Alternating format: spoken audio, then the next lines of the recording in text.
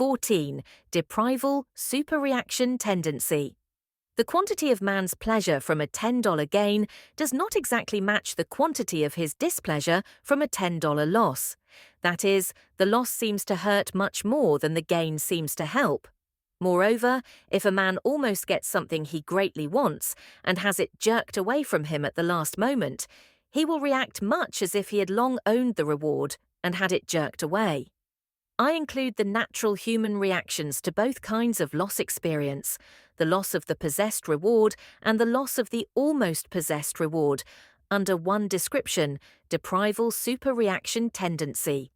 In displaying deprival-superreaction tendency, man frequently incurs disadvantage by misframing his problems.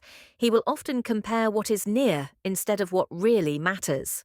For instance, a man with $10 million in his brokerage account will often be extremely irritated by the accidental loss of $100 out of the $300 in his wallet.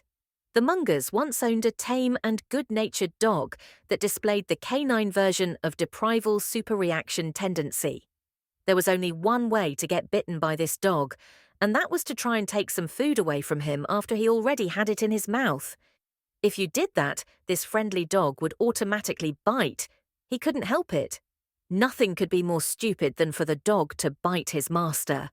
But the dog couldn't help being foolish. He had an automatic deprival-superreaction tendency in his nature. Humans are much the same as this Munger dog.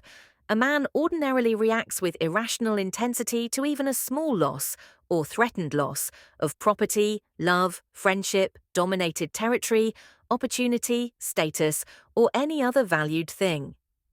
As a natural result, bureaucratic infighting over the threatened loss of dominated territory often causes immense damage to an institution as a whole. This factor, among others, accounts for much of the wisdom of Jack Welch's long fight against bureaucratic ills at General Electric. Few business leaders have ever conducted wiser campaigns.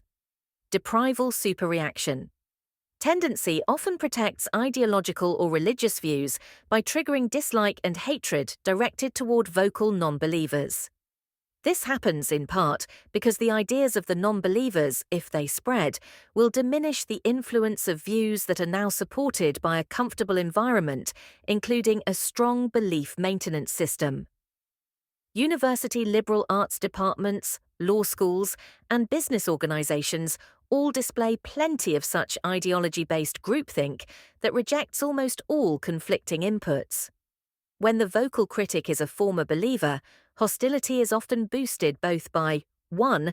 A concept of betrayal that triggers additional deprival-superreaction tendency because a colleague is lost, and 2. Fears that conflicting views will have extra persuasive power when they come from a former colleague.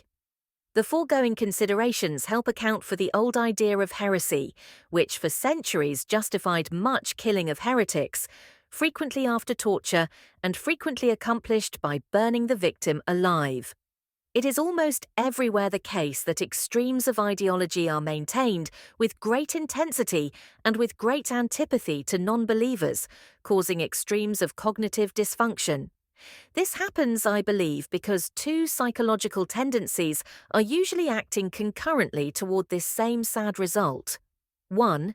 Inconsistency-Avoidance tendency, plus 2. Deprival-Superreaction tendency. One antidote to intense, deliberate maintenance of groupthink is an extreme culture of courtesy, kept in place despite ideological differences, like the behavior of the justices now serving on the U.S. Supreme Court. Another antidote is to deliberately bring in able and articulate disbelievers of incumbent groupthink. Successful corrective measures to evil examples of groupthink maintenance have included actions like that of Derek Bok, when, as president of Harvard, he started disapproving tenure appointments proposed by ideologues at Harvard Law School. Even a 1-degree loss from a 180-degree view will sometime create enough deprival-superreaction tendency to turn a neighbor into an enemy, as I once observed when I bought a house from one of two neighbors locked into hatred by a tiny tree newly installed by one of them. As the case of these two neighbours illustrated, the clamour of almost any group of neighbours displaying irrational, extreme deprival-superreaction over some trifle in a zoning hearing is not a pretty thing to watch. Such bad behaviour drives some people from the zoning field. I once bought some golf clubs from an artisan who was formerly a lawyer. When I asked him what kind of law he had practiced, I expected to hear him say, divorce law. But his answer was, zoning law. Deprival-Superreaction Tendency has ghastly effects in labour relations. Most of the deaths in the labour strife that occurred before World War I came when employers tried to reduce wages. Nowadays, we see fewer deaths and more occasions when whole companies disappear, as competition requires either takeaways from labour, which it will not consent to, or death of the business. Deprival. Superreaction. Tendency causes much of this labour resistance, often in cases where it would be in labour's interest to make a different decision. In contexts other than labour relations, takeaways are also difficult to get. Many tragedies, therefore, occur that would have been avoided had there been more rationality and less subconscious heed of the imperative from deprival-superreaction tendency. Deprival-superreaction tendency is also a huge contributor to ruin from compulsion to gamble. First, it causes the gambler to have a passion to get even once he has suffered loss, and the passion grows with the loss.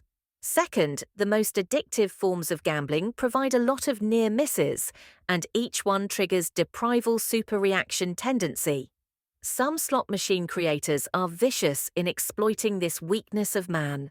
Electronic machines enable these creators to produce a lot of meaningless bar-lemon results that greatly increase play by fools who think they have very nearly won large rewards. Deprival-superreaction tendency often does much damage to man in open-outcry auctions. The social proof that we will next consider tends to convince man that the last price from another bidder was reasonable, and then deprival-superreaction tendency prompts him strongly to top the last bid. The best antidote to being thus triggered into paying foolish prices at open-outcry auctions is the simple Buffett practice. Don't go to such auctions. Deprival-superreaction tendency and inconsistency-avoidance tendency often join to cause one form of business failure. In this form of ruin, a man gradually uses up all his good assets in a fruitless attempt to rescue a big venture going bad. One of the best antidotes to this folly is good poker skill learned young. The teaching value of poker demonstrates that not all effective teaching occurs on a standard academic path. I myself, the would-be instructor here, many decades ago, made a big mistake caused in part by subconscious operation of my deprival-superreaction tendency. A friendly broker called and offered me 300 shares of ridiculously underpriced, very thinly traded Belridge oil at $115 per share, which I purchased using cash I had on hand. The next day, he offered me 1,500 more shares at the same price, which I declined to buy, partly because I could only have made the purchase had I sold something or borrowed the required $173,000. This was a very irrational decision. I was a well-to-do man with no debt, there was no risk of loss, and similar no-risk opportunities were not likely to come along. Within 2 years, Belridge oil sold out to Shell at a price of about $3,700 per share, which made me about $5.4 million poorer than I would have been had I then been psychologically acute. As this tale demonstrates, psychological ignorance can be very expensive. Some people may question my defining deprival-superreaction tendency to include reaction to profit barely missed, as in the well-documented responses of slot machine players. However, I believe that I haven't defined the tendency as broadly as I should. My reason for suggesting an even broader definition is that many Berkshire Hathaway shareholders I know never sell or give away a single share after immense gains in market value have occurred. Some of this reaction is caused by rational calculation, and some is, no doubt, attributable to some combination of 1. Reward super response, 2. Status quo bias from inconsistency-avoidance tendency, and 3. The endowment effect from excessive self-regard tendency. But I believe the single strongest irrational explanation is a form of deprival-superreaction tendency. Many of these shareholders simply can't stand the idea of having their Berkshire Hathaway holdings smaller. Partly they dislike facing what they consider an impairment of identity, but mostly they fear missing out on future gains from stock sold or given away.